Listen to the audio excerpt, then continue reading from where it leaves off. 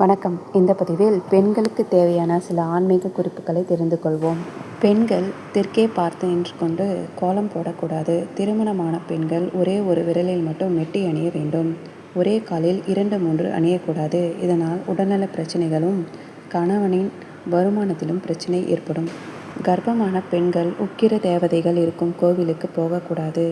பெண்கள் கிழக்கு திசையை நோக்கி குங்குமத்தை 2 புருவ மத்தியிலும் உச்சந்தலையிலும் இட்டுக்கொள்ள வேண்டும். திருமணம் ஆகாதவர்கள் உச்சந்தலையில் இட்டுக்கொள்ளக்கூடாது. அமாவாசை, தவசம் ஆகிய நாட்களில் வாசலில் கோலம் போடக்கூடாது. மஞ்சள் நூல் கயிற்றில் மட்டுமே திருமாங்கல்யத்தை கோர்த்து அணிய வேண்டும். பெண்கள் கோவிலில் அங்கப்பிரதேசனம் செய்யக்கூடாது. கோவில்களில் பிரசாதமாக தரப்படும் துளசியை தலையில் வைத்து கொள்ளக்கூடாது. பெண்கள் எப்பொழுதும் முந்தானையை தொங்கவிட்டு நடக்கக்கூடாது. கோவிலில் தெய்வத்தை வணங்கும் பொழுது பின் கால்களால் 2ஐயும் சேர்த்து கொண்டு முன் நெற்றி தரையில் படுமாறு மண்டியிட்டு வணங்க வேண்டும்.